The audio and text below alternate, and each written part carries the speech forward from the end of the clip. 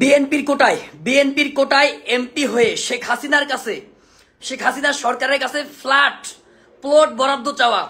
রুমিন ফারহানা নাকি গত 16 বছর হাসিনার আমলে খুব বেশি নিরাপত্তায় ছিলেন, খুব বেশি সুখে ছিলেন, আরামে ছিলেন।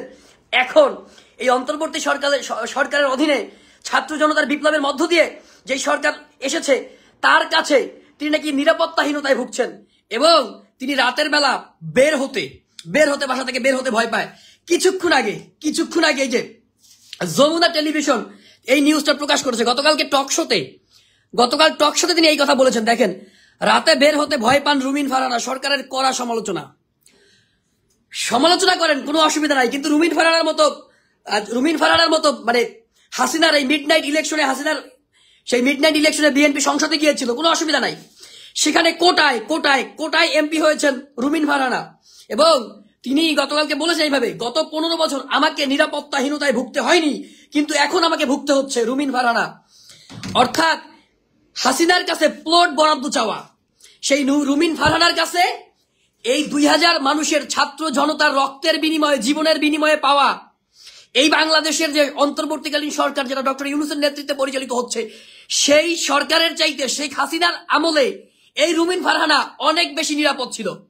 হ্যাঁ মিসেস রুমিন ফারহানা, আপনি আসলেই অনেক বেশি নিরাপত্তায় ছিলেন, কিন্তু ওই বিএনপির ওই অজপাড়াগায় যেই ছেলেটা বিএনপি করতো, এই ঢাকা শহরে হাজার হাজার নেতাকর্মী যারা বিএনপি করতো, এই জামাত করতো, অন্য রাজনৈতিক দল করতো, লড়াই করতো, সংগ্রাম করতো, মাঠে যেত, তারা গত 16 বছর ভালো ছিল না, আপনার মতো সুখে ছিল না, আপনার মতো শান্তিতে ছিল না, আপনার মতো তারা কোটায় এমপি হয়ে প্লট বরাদ্দ পায়নি, তারা থাকার জন্য ফ্ল্যাট বরাদ্দ পায়নি, তারা গাড়ি বরাদ্দ পায়নি, বিনা শুল্কে বিনা গাড়ি পায়নি।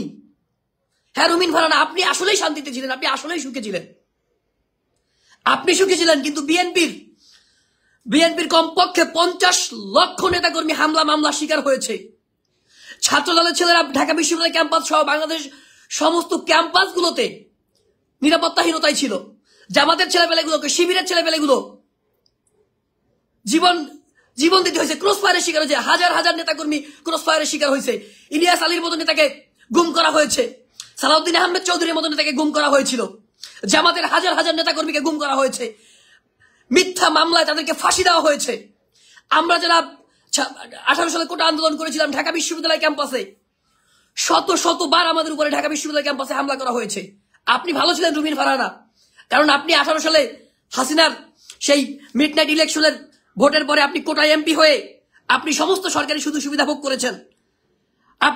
আপনি কোটার কারণে আপনি সেখানে পেয়েছেন, আপনি হাসিনার কাছে প্লট বরাদ্দ চেয়েছেন, প্লট বরাদ্দ পেয়েছেনও বটে।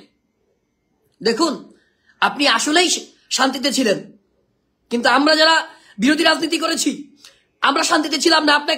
আপনি রুমিন ফারহানা, আপনাকে গত 16 বছরে একবারও জেলে যাইতে হয়নি। আপনি রুমিন ফারহানা, আপনাকে 16 বছরে একবারও জেলে যাইতে হয়নি। আমি মশিউর রহমান, বিএনপি করি না, জামাত করি না, ছোট্ট একটা দল করতাম, গণ অধিকার পরিষদ, ঢাকা বিশ্ববিদ্যালয় ক্যাম্পাসে লড়াই করেছি, সংগ্রাম করেছি, বহুবার জেলখানায় যাইতে হয়েছে। আমরা ভালো ছিলাম না, দিনের পর দিন, রাতের পর রাত ঘরে ঘুমাইতে পারিনি, আমরা ভালো ছিলাম না, নিজের বাচ্চা পর্যন্ত মারা গেছে। আপনি হয়তো ভালো ছিলেন, কিন্তু বিএনপির নেতাকর্মীরা ভালো ছিল না। এখন এই পরিস্থিতিতে রুমিন ফারহানাদের কাছে সমালোচনা করতে পারে। রুমিন ফারহানা, এই অন্তর্বর্তীকালীন সরকারের সমালোচনা আমিও করি, ডক্টর মোহাম্মদ ইউনূসের সরকারের সমালোচনা আমিও করি। আমি এই যে জাহাঙ্গীর এই ফেসবুকের এই পেজে লাইভে দেখবেন যে গত 2-3 দিন আগে আমি ফেসবুকে লাইভ করে স্বরাষ্ট্র উপদেষ্টার পদত্যাগ চেয়েছি। আওয়ামী দোসর যারা তথাকথিত দোসর হিসেবে এই সরকারের কাছে পরিচিত এবং সরকারের মধ্যে আছে, তাদের পদত্যাগ চেয়েছি। সরকারের সমালোচনা করছি, প্রত্যেকটা কাজের ভুল ধরছি, সমালোচনা করছি, বিএনপি করছে, জামাত করছে, আমরা সবাই করছি। কিন্তু আপনি যখন বলবেন আপনার মতো ভুয়া ভোটের সেই মিডনাইট ইলেকশনের সিলেকশনের এমপি আপনি যখন বলবেন যে হাসিনার আমলেই ভালো ছিলাম, তাহলে জনগণ কি বলবে? আমি ধিক্কার জানাই, আমি নিন্দা জানাই আপনার ওই কথার।